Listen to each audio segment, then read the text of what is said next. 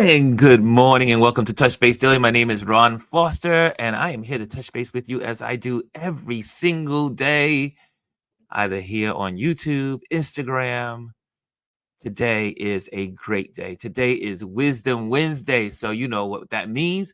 That means we have guests on that are going to inspire us, encourage us, and we get to learn how they do what they do so that way it can inspire you to do what you do. And so let's, yeah, I'm excited. Let's also, hey, let's say hello to some folks. Let's say hello. And Paro's in the building. Paro, how you doing? Good morning. Omar is in the building.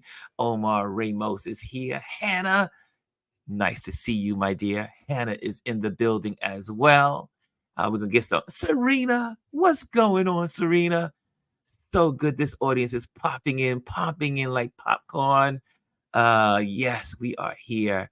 And so excited, so excited. We have a special guest, Marvin Bowser. Oh man, what an incredible dude. I met Marvin during our cafe exhibition here in New York City on the east side of Harlem. And he's just such a cool dude, one of the people I highly respect. And so we're gonna have him on in a moment. Just wanted to just send some shout outs early. And then, but you know how we do on Wednesdays, we don't kind of like talk about politics like we normally do every other day. But today we're just gonna dive in, just gonna just get some more hellos in, and then we're just gonna dive in. So how about this? I'm going to share with you one video that I think will kind of like show you some of the things that he's been doing. We're going to go to his website first, and then we're going to go to a incredible project he's been working on, and it's been an exhibition and has been an encouragement, I think, to the Black community and to people of all to kind of, if you are not Black, if you are of another culture, this will give you insight, so much insight, this exhibition that he's doing. Chrissy Corner is in the building. Chrissy's Corner. Okay, how about this? Let me put this onto I'm going to switch this up a little bit. I'm going to go to the website. So Marvin is many things. Marvin has been an actor, worked in theater, but on his website, if you ever go to his website, it's Marvin Bowser Photography. And let me just go straight to the homepage. And he does headshots. He does behind the scenes. He does events. He does all kinds of photography. He is not one that is in a box. He is not someone that is just does one thing, which follows my instinct of how I think about photography as well. I think as photographers, we are the eyes of the world. And so therefore we're here to showcase people through visual storytelling. This is some of his headshot portraits, just beautiful work. And I'm going to just love what he does. I'm going to pop in, just kind of share some of that. Great photos. And what else about Marvin? Marvin lives in DC, but he'll tell you more about that. And also, here's some of his event photography. Since we are both into event photography, we pretty much do the same things. But I love he is one of my inspirations.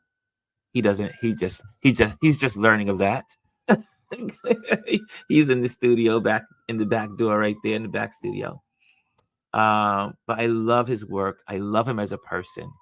And so let me share with you something that we'll be talking about later.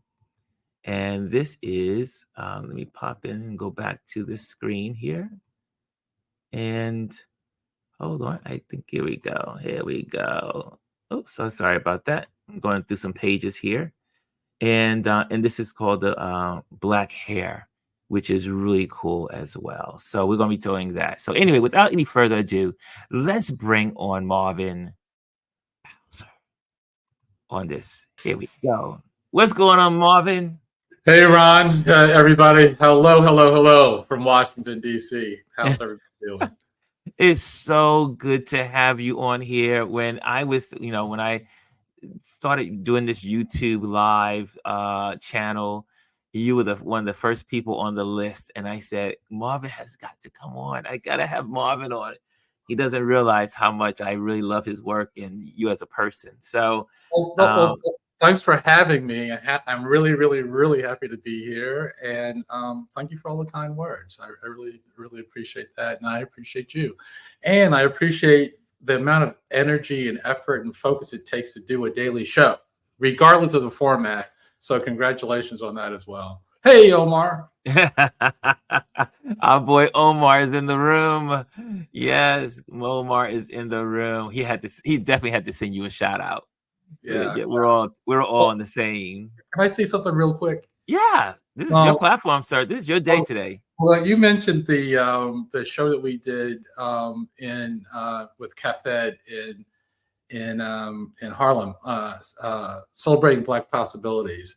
Yes. And there were 4 photographers in the room. 3 of them are on the call right now. And one moment that I still carry near to my heart is when the 4 of us were standing in front of Tao's exhibit talking about photography, and you said like we're creating beautiful images. I saw like you boil it all down, the 4 of us. We all approach it differently, using different techniques, using different equipment. And we were going through all those topics at a mile a minute, and we could have been there for days if they didn't turn out the lights. So that was wonderful. Yeah, that was definitely an amazing exhibition. First of all, it was shout out to Cafed and Nelson Soto and all the folks that work with him. That was literally, I remember last year was our second time together, but the first year, Nelson reached out to me and said, "Hey, Ron, I want you to be a part of this event that I'm doing and an exhibition." And I had no idea that I would meet so many cool people in putting together such an amazing show. And so many people responded to our first exhibition. We had a great time. It was just, one of those moments in your life that you say, wow, I'm actually doing this. Right. But then not only I'm doing it, but I'm doing it with all of these cool people. And so again, Marvin, you were there 2 years in a row as well as myself. And again, shout out to Nelson and his team. And it's just remarkable of bringing photographers and creatives together. Nelson's also has an event going on right now on the East Side, so we'll plug that later on. But definitely, so this is how we start. So you've been warned. If you are on a deserted island, what food must you have if you could have it on this deserted island? You must have it. Pineapples. Pineapples. Ask me why. Why? Because pineapples go great with the roasted pig that I'm going to run down and catch and barbecue. That's why.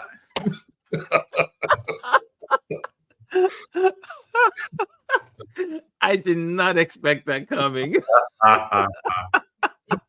That is so cool. Here's another question, sir.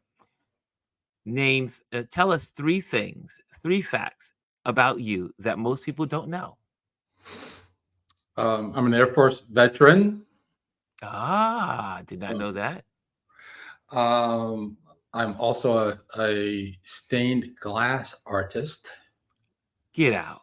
Yeah, I haven't done it in years though, but I still there's some around the house still, but I have all that. So, it goes back to the fascination with color and light. So yes. Glass is like another medium for that. So it's, it's kind of on the continuum with photography. And what's your third? My third thing. I had it and I lost it. Let's see. Here.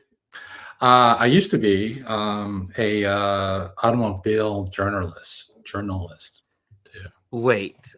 Yeah, I used to do that. You were an automobile journalist. Yes. Wow. No, because I'm a car guy. I'm a car guy. So that was a way to do it.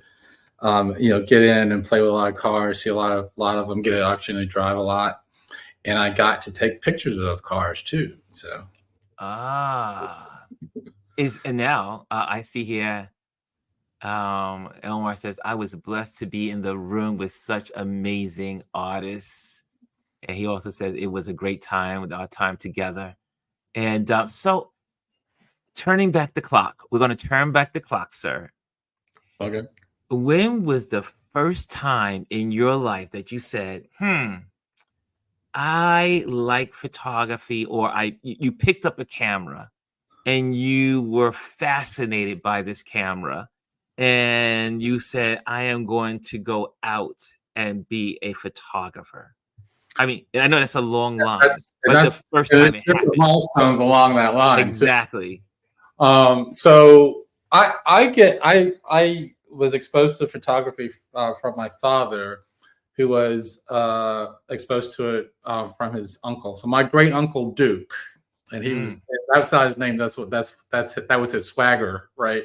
Duke had a Graflex. My father gave it to me, so I have this Graflex upstairs.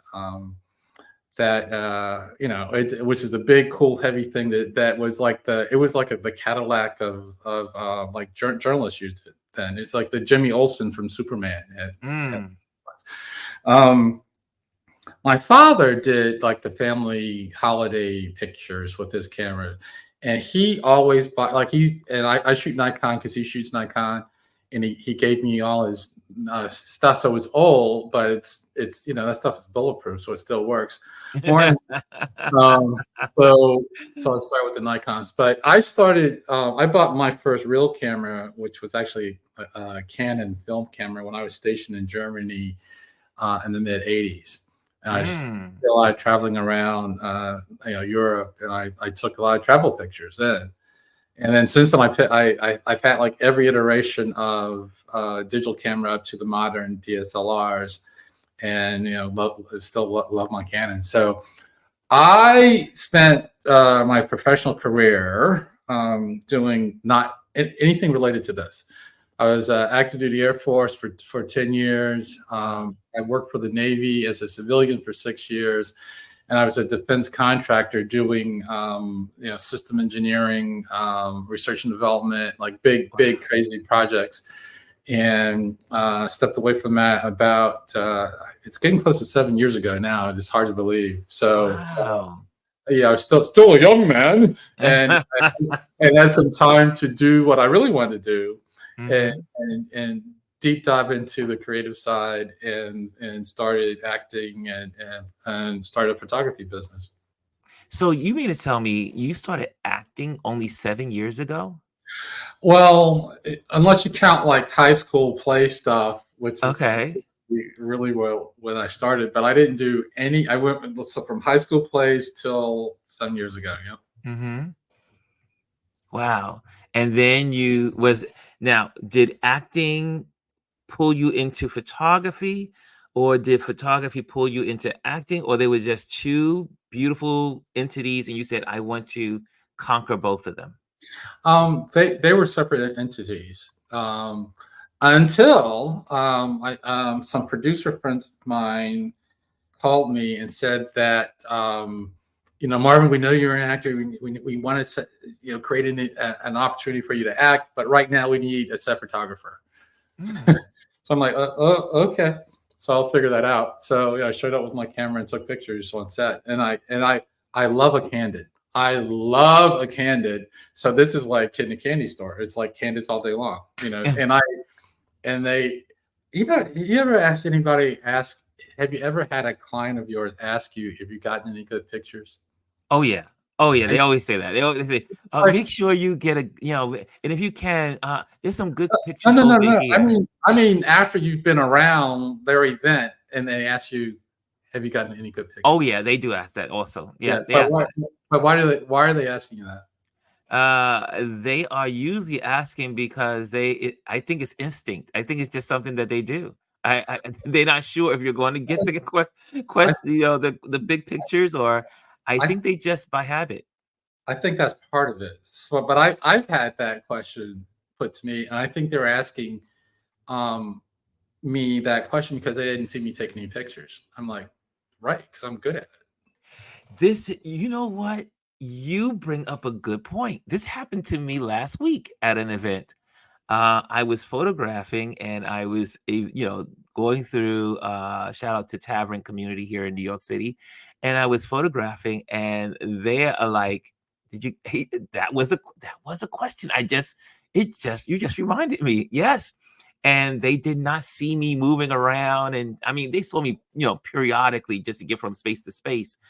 But I'm sure when they saw all the photos, they were like, how do you get all those photos? Yep, yep. I Because mean, literally we're flies on the wall, right? We are flies in the wall and we move stealthily through right, events. right. I had another client. We should move on. I had another client behind the scenes for a play, and she asked me that late, and her tone is what caught me that time. I'm like, oh, she didn't see me. I realized with her that she didn't see me. Why? Because she was a writer director and she was busy directing her work, right? And I shouldn't be upsetting that. So when she saw the picture, she said, Marvin, you made us look like you're on Broadway. I'm like, your she had this beautiful cast, amazing wardrobe, Uh-huh. beautiful set and lighting design. It's like, yeah. I was like, you made you look like the quality of your work and your amazing team, But I did capture that, so it's like, you want to give me that credit, fine. But you know, it was all there, and she didn't see me like upsetting anybody while everybody's working and at the top of their game. You are what I call the real deal photographer for events. And that is, and that's why people hire us. If you have experience in this industry, it's really supposed to be almost seamless. Like again, they don't see you, they don't know you're working. The guests, you're not intruding on the guests. Yeah, we just make it happen. Omar says because they had bad photographers. And this is true because some of my clients, they go, oh wow, I can't believe these photos. And then they think back to the other photographer that they had before me, and they go, oh wow. And here's another one. Anthony says, that's all part of being a photographic sniper. Exactly. I've been accused of that too, right? Yeah, being a photographic sniper. That's the best way to Right. describe it. Right. So Marvin, so you live in DC. Were you born and raised in DC, or you migrated to DC? Fifth generation Washingtonian. Really? And also, I do believe your sister is the mayor, or is still the mayor, or was the mayor of. My sister is serving her third term as the mayor of Washington, D.C. Want to make sure. I wanted to make sure. Yeah. Wow! Yeah. Congratulations to your sister on that. Thank That's an you. achievement, especially in DC. It's incredible. DC's crazy. It's an incredible achievement. A lot to do. I mean, and if you go down her list of accomplishments, I almost mentioned somebody. I'm not even going to mention it. I'm not going to think about them next. So let's move on. But no, she's incredible. She's incredible. It's like she was born to do what she's doing, and yeah, she's really really amazing. Yeah, but you know what? I think excellence must run in your family, Oh, because when I look at your resume and I look at what you do, I look how you know, how you observe the world, and you are very precise and you are very strategic in how you operate. You want things to be in order. You are, even when coming on here, you were like, hey, can we get together early so we can make sure things are working fine? I know Gwendolyn, who's in the audience, would have been like, oh, he could be my best friend. You would happen to be a Virgo. no, But I I have a Capricorn. You're a Like, Capricorn, so and but yeah, that I think you really operate on a level of what's called excellence.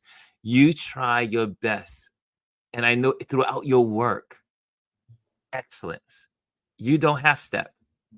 Where did but that come from? um, um, I was going to ask you if you've met my parents. You have not, but I haven't met your both of parents. them are, just uh, focused, hard charging, hard headed, determined people. Mhm. And these commercials like you're going to turn to your parents. Well, my sister and I follow that mold like to a T from them, and my military background doesn't hurt that part. Mm. Nor and even the engineering. And I'm jumping ahead a bit, but I make the comment with the show we just that we're promoting now, Black Hair, that I didn't do that for this show, but Yes. people have commented that the result looks like everything's been done so precisely. But I actually used a very organic, natural process and let things happen more so Mm. Black Hair than really anything I've done before. I mean, you really, I am can we just show you a gallery on this black hair, exhibition that you put together? Absolutely. It is so wonderful, and I know I won't get in trouble because you gave me permission to do so. Right. So here we go. This is check this out. African Queen. Can you get the audio from the video? Let's see, can we get that? Do not try me. I put a spell on you. Trapped. Haunting. Catharsis. Dreaming Jamaica. Unbreakable. Mm. Liberation. Tall Antoine. Adam's Eve. Adam. Falling free. We got you. Hypnotic. To the rescue. Yes, Lord. Mentor. Judas. Strong culture. Sunday morning. Ebony Oasis. Mon Bebe. Mm. The Red King. Gaze. Tall, beautiful, regal, free. Reunited. The court. Happily ever after. Momo Lisa's smile. Afro nymph. Blonde. Bright future. Tiger. Conrad. Orange comb. Tools. Pick.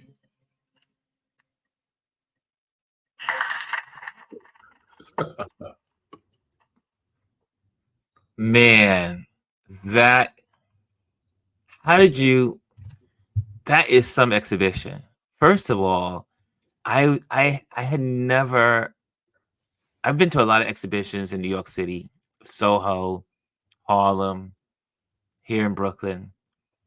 I had never heard, I've never seen, and maybe I just haven't, uh, a topic of black hair.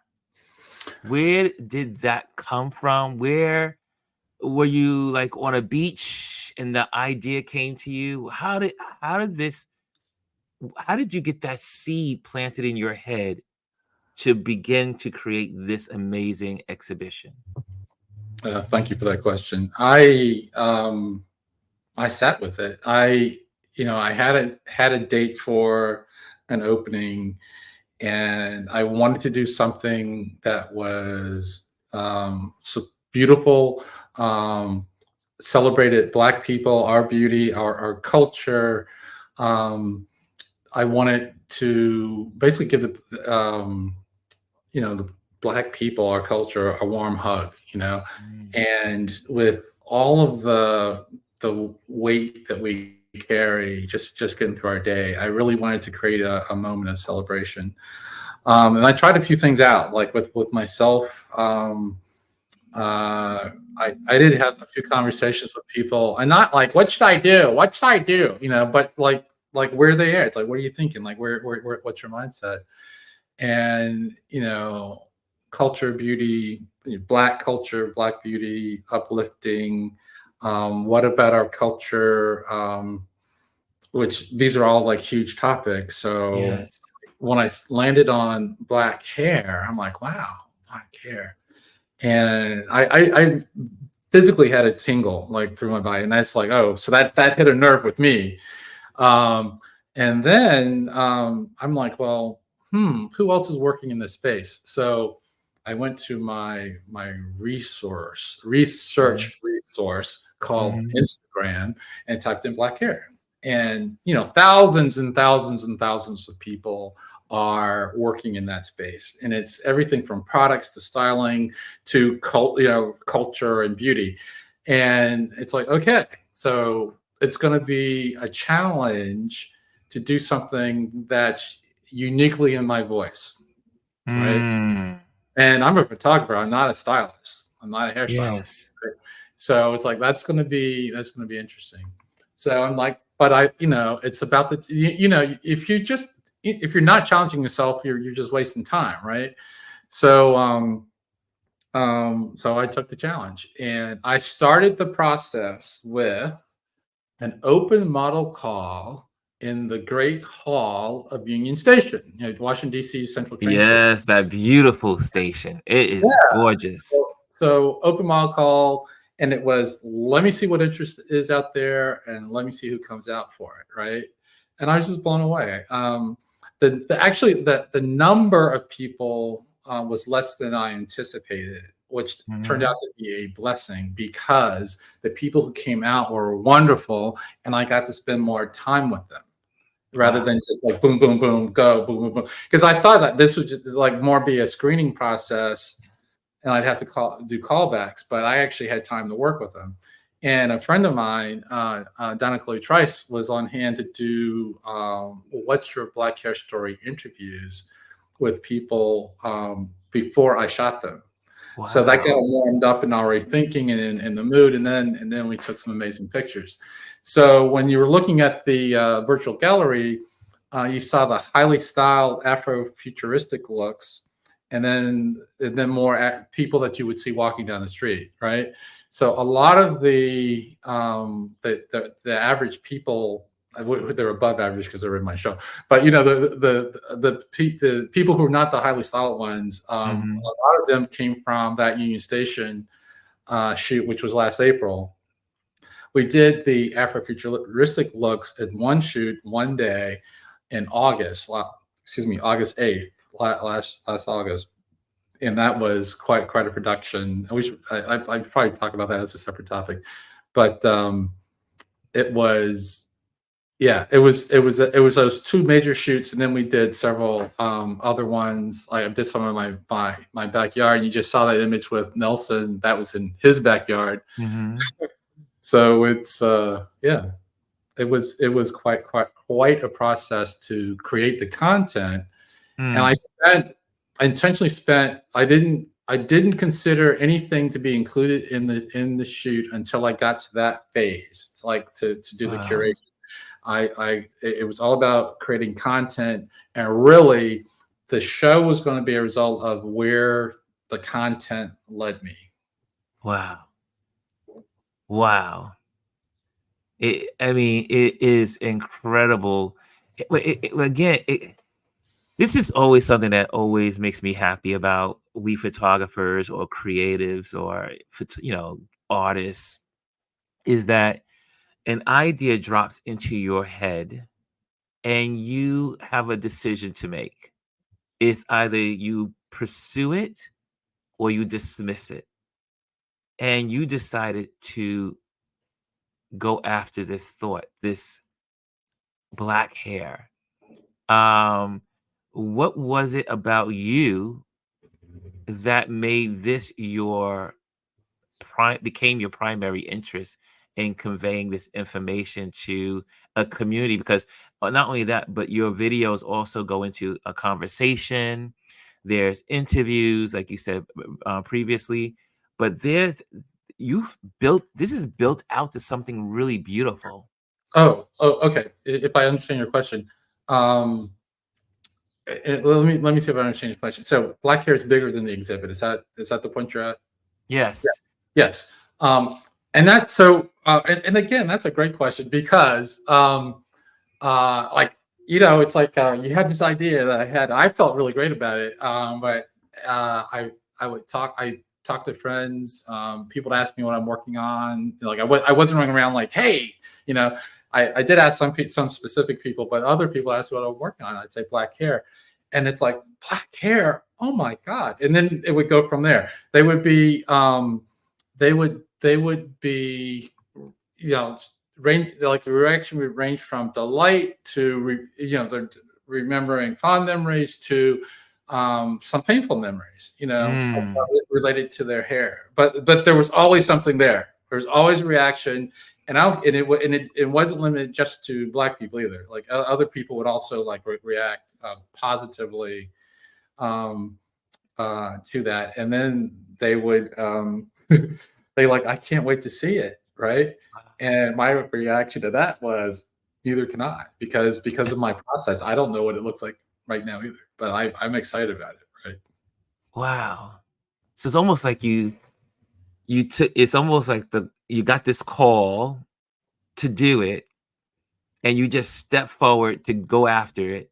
And as you began to move forward, the pathway became open, and you were able to pick the path and move forward and create accordingly in the Right. reaction to the people.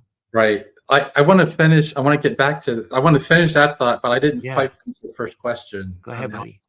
Um, oh, bigger than the exhibit. So the exhibit was up for a month, and it's at the Crossroads Gallery at the Vin at Embassy Row Hotel back last October. Mhm. And the hotel is like bring more people in. Like I can use that space to bring people in, and I brought in lots of groups. I asked friends to bring in groups, and just amazing the reactions to all this. And as you know, like how people relate to your work, react to it, is super interesting, satisfying, rewarding. And it can be challenging at times, but even that, like a strong reaction is a good reaction, right? Mhm. So that was really cool. But it was, even though I had a month, it was, you couldn't contain all the goodness that could come from this in a month in a physical space. Yes. So that's why we did two discussion panels, one on styling as it relates to hair, because the styling that's in the show is interesting. But then I brought in some professional stylists to talk about their experience in the industry. And separately, we did one on the thesis of that panel is health as it relates Mhm. to black hair. But the title of that is "What's Your Black Hair Story?" And I have amazing panelists, and the moderator for that is the great granddaughter of Madam C.J. Walker, who's a broadcast journalist by trade, and she's just marvelous. So that show, that panel is just amazing. So that's the styling panel, Wow. and How you can did you see it. find them? How did you know to find these incredible people to put I, this together? I like it. It was ordered by God. I can't explain it any other way. When I needed something or someone, I met them or knew them. Like it was just like, I mean, the next day. And actually, that, like, for the health panel, I did take a different path from the person who was lined up to do that a couple Yes. weeks before the panel was going to be taped. Maybe it's a month before, but it was close. Um, and I think the day after we parted ways. Well, I think we parted ways on Thursday. On Sunday, I Mhm. met Lilia Bundles. Um, and called her that following week and said, "Hey, I'm working this project." When I met her, I talked about the project. I followed up with her and said, "Hey, would you be interested? Are you available to support this panel?" And she said, "Send me a treatment, and I'll look at it." And I stopped everything. I had the treatment in my head. I hadn't written it out. I wrote it out. I pulled in the other panelists' biographies and pictures and put that all together and sent it to her at like 11:30 at night. And by like 9 o'clock in the morning, she goes, "This looks great. Yes, I'll do it." No, she said, "This looks great." I had to call her back to say, "Does this look great mean that you'll do it?" but Wow. but it did. And just just marvelous that she does a really amazing job in this panel. And I'm in the back of the room behind the camera going, "Gee, like I did that, you know." And I pulled this group together, and at the end of this recording, they kind of credit me with that, which I'm like, yeah, that's kind of the way that works. So Wow. yeah, really I cool. mean, the women discussion, for those, make sure if you, the link will be also in the description of this video on YouTube, but it's Black Hair, My Love Letter to Black Culture. And this panel discussion, I'm going to give you, I'm going to cue to right here. And I'm going to see if I can see. Hold on a second. Make sure I get this right cue. I'm going to get this cued right. Here we go. And I'm going to listen to that. Impactful, I think, in my life. It's freed me up in the mental health space, which is where I work now. I'm the executive director of the Boris Henson Foundation, which you mentioned earlier. We got a lot of stories that come through from folk talking about the whys behind our decisions. We forget that there's a whole ancestral track behind us, and that we're still sort of dealing with and through. But there's an appreciation I think I have in my life now where my decisions aren't just made for me, but I'm releasing something for those who have come behind me. So that's my story. It's still going. Mm-hmm. I'm not afraid of the voices that I hear anymore.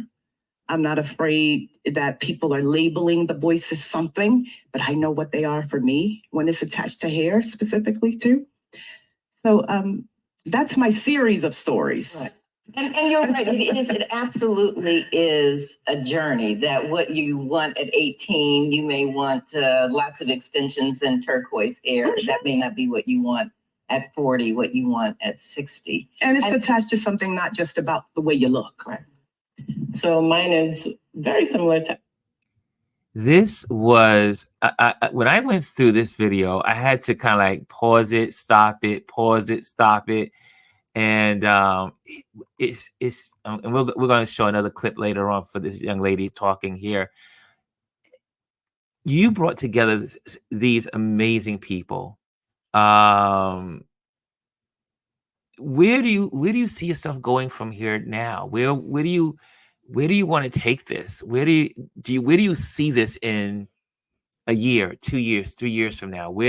Any platforms, where do you see this going? So near term, one of the groups I brought into the gallery was from Howard University.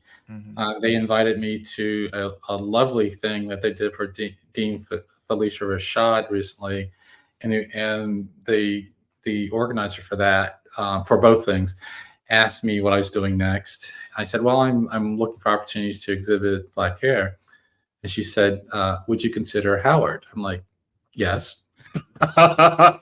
So absolutely. Mm-hmm. The gallery there has shown works from pretty much every preeminent Black artist you can think of.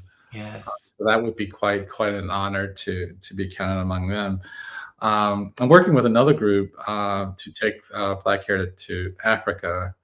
There's a African Peace and Cultural Festival in Zimbabwe in December. So that's in the works. And there are a couple other museums I'm working with. I've had a hard time with galleries. So just no joy there. Okay. And I really thought I had one like queued up, but it's been like, it's just been tough. So I just like, I can't, you can't wait for somebody else's, thing. Just like I can keep charging on, but I'm open to receive my blessings. Like, so if Yes. there's suggestions, ideas, let me know. Happy to do it. Omar says, I was part of a similar collaborative for a documentary of Black hair about 7 years ago. It was a tremendous experience.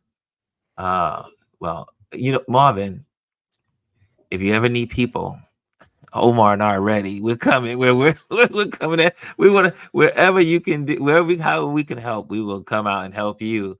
I want to do this one last discussion that was really, really, it meant so much to me in this video, and I'm just going to share it quickly, and we'll take it from there.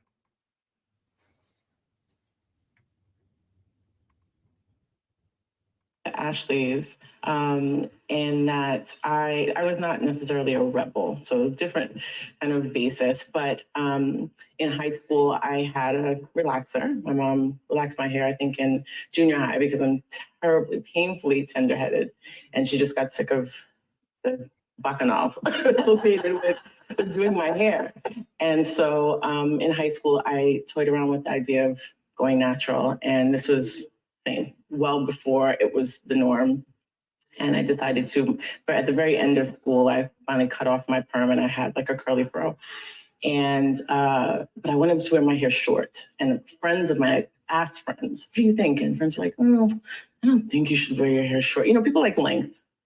And I was just kind of like, okay. So I wore my hair longer, and all through my first year of college, I wore twists and fros and things like that. And at the end of the summer, I just said, this is what I want to do. And I picked my hair out as big as I could. I told my mom, take it in because I'm cutting it off later. And that evening I came home from work and went to my neighbor who was a barber and had him cut everything off. And I remember my mom kind of talking to me about it, saying, well, you might want to wear makeup, you might want to wear big earrings, because she anticipated that I might feel self-conscious about my hair being short. And I had none of that. Like, I remember just being like, this is the most awesome thing. And to still feel so feminine, to still feel so much like me without any of that was amazing. It was an incredible experience. And then, of course, like going through the revolution, kind of watching my peers now coming into this appreciation for natural hair in my young adulthood was awesome. I had locks after that for 12 years, and I cut them off after I had my son. And when I cut them off, I realized I had to relearn how to style my hair, my like free hair. And going to the stores, now there was, aisles of hair products. Back when I started, it was Lisa Price, Carol's daughter, at the African Arts Fair in Brooklyn selling her stuff. You know what I mean? Like there was nothing in the stores. It was an amazing experience to see the wealth of information that was available, YouTube videos, all the things that helped me to kind of relearn how to do this. And it was a beautiful thing, just appreciating how far we've come and how accessible the information is now. There we go. Okay, so this way, there's so much more to this video, and let me just pop this in here. Let me pop this down, and there we go. Here we go. And Marvin, like, again, do you get letters or DMs from people that express their feelings about this whole campaign, this whole exhibition that you put on? I've gotten some lovely comments. Yes. What kind of comments did you get? Well, thank you for seeing us. Thank you for taking the time to do this work. Thank you for the work. Or they'll relay some story, like their Black hair story. Mm-hmm. There's a curator here in town who works for one of the agencies in the district government, and we've known each other for years. So I really didn't know much about her personally, and she just gave me this long thing about her hair. I didn't like her. She's her mother's white. She's biracial. I didn't know she was biracial. And she talks like she has like 3 different textures of hair on her head and all this. And like over the years, people used to use her as a guinea pig because she Wow. out with different textures, but she always had a lot of Right. hair. She said her mother, bless her heart, didn't know what to do with her hair. So hair it was she had that problem. But she said to like kind of like not leave that message. She said she was the most amazing mother she could imagine, and went over how much time and care her mother spent with her, even though she couldn't do her hair. But it was like I get choked up. It was a lovely story, and I Wow. didn't know that. So that's what kind of topic this is, though. It's people it just touches them. So Let me, when I saw this project, it took me back. My family is very much into hair. My sister, my cousins, one of my cousins, she's a hairstylist, and I've been following her journey since we were teenagers. She used to, yes, I used to have hair. She braided my hair all the time. And created all kinds of different types of cornrows. And same thing with my sister. She did everybody's hair in the family. And in Black culture, hair is such there's so much that goes into hair. It's the time where, you sit down with family members like my cousin. We will sit in the house and we're watching TV. And someone doing your hair is such a intimate connection with someone that is taking time out to show you love and care while they mhm, do your hair. right. And all of this, I mean, there's so many levels to this project. One is the personal minds, reminders to ourselves of how much hair means to us as a people, Mhm, but also you see the levels of the creativity. And everyone, I mean, you put it into futuristic, you put it into ancestry. uh, there's so many levels of this project.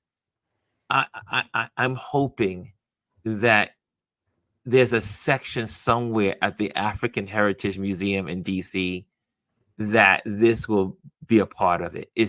I really believe that is such a because they're missing that little piece. This yeah. will be a good piece for the For American Heritage Museum, African American Museum. from your mouth to God's ears. I have to figure out how to make that happen. You're not the first person to say that, and it's high praise. So thank you for that. To think that the work is of that caliber, but yeah, it's solid.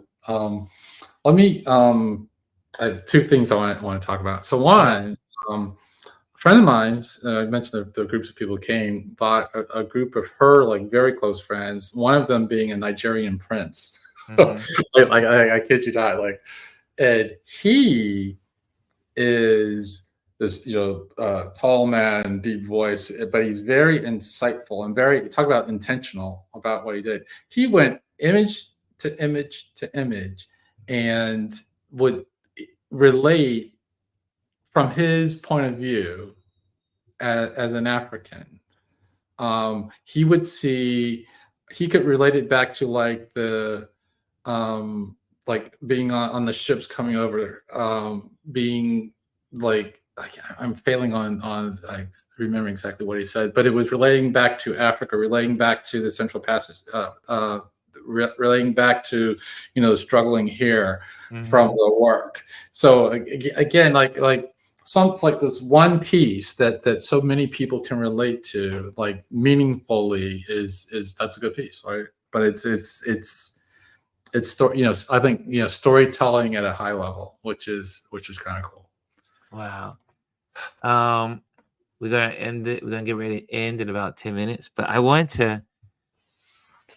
What would you tell yourself at 16 if you had to go back in time and you can go to your 16-year-old self and all of the wisdom that you've gathered all of these years, either with photography, that's the old Air Force, all the things you've done to make Marvin Marvin, because Marvin is amazing. What would you tell your 16-year-old self? So you'd like to say I wouldn't change anything. Um, but honestly, it would have been no, to be honest, it would have, I would say uh, do what you're drawn to do Mm, and not work for other people. Don't work for other people. I because other people good other people are good at extracting from you what they need from you, mm, right? And they'll suck you dry and kick you aside in most cases. So not all cases. mhm. Um, but you know, if so the question is so I guess the result is, so if I'd done what I wanted to do, would I be who I am now? No. Will I be better, different? Who knows? Like you can't. So you Yes, can't. You can't uh, second guess things like that and have regret. It's like, what are you going to do yes, tomorrow? Like if you feel this way now, what are you going to do tomorrow? So I again, so the decisions I made got me to where I could retire early and do what yes. I want to do, and yeah, and without changing my lifestyle, right? Wow, So that's a huge blessing, and that is based on the decisions I made when I was 16. wow. Um, uh, but yeah, I mean, it would have been cool if, like, I took acting classes when I was 16. Mhm. But, like my parents is like, men work, women can study the arts. Period. Like that was Right. really is an opportunity. So, but I got me safely to where I could be um, now and do what I want to do and create and put beauty back out in the world. So that's Wow. Well, your final thoughts. I got. What would you what do you want to leave with the community? Well, I wanted to talk about curation for a bit for Yeah, go this. ahead. So I mentioned earlier that I was going to let um, life, the experience, the opportunities, like guide the content creation phase of this. You said I'm a stickler for detail, but it's like the how things are displayed is just like super important to me, and I do want that to be very clear. And I had this set of the highly styled Afro futuristic looks, and then I had all the other pieces. And there's one piece that I had in mind when I started that I had to do, and that was the Adam and Eve pieces. And Yes. those are the only ones that I had in my head. Everything else came as a result of what I was doing. And I didn't want to do two shows. I didn't want to have a part A and a part B. I wanted to have a cohesive show. Yes. So it's like, how do I do that? And then how do I title these pieces? I knew like the Afrofuturistic looks in particular. Like, how do I title these? Because the titles and all that, in my mind, has to hold together somehow. And I spent I don't know how many hours over about 2 weeks before I got to an answer to do that, to do the titling, to do the curation, to figure out what order they go in, and to answer that question. I'm looking at you sit there and you do this too. You sit there and look at something on your screen and go, what is this a picture about? What is it? Mhm. So as a group, I was doing that. I said, they're all like really strong. They have personality. They have character. They have like look at you from their expressions. You're looking at them and like they're speaking to you. Yes. Like, you know what? These are characters. They're absolutely characters. Yes. So I read a short story, and it's called "Save the Queen." So then from there, it's like they're roles in my story. They have roles in my story. So that's where the titles come from. That's where the order comes from. For Wow. for the Afrofuturistic looks. And then, but then from that story, I could merge the them with the other one. So you have to, when you go through the exhibit, you don't get to the end of the story until the end of the last image in the show, basically. Wow. Wow.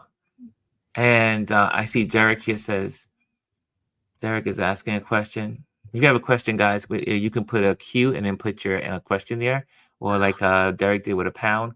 He said, do you continue to act as well as your photography?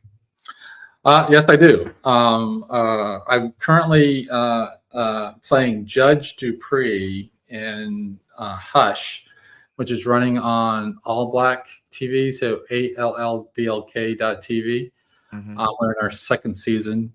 I don't know if there's going to be a third season or if I'm going to be included in it, because I was one of, I think, 7 characters who got shot up and or dead in the season finale. No. But yes, so if you have any roles out there that you think I'd be suitable for, hit me up.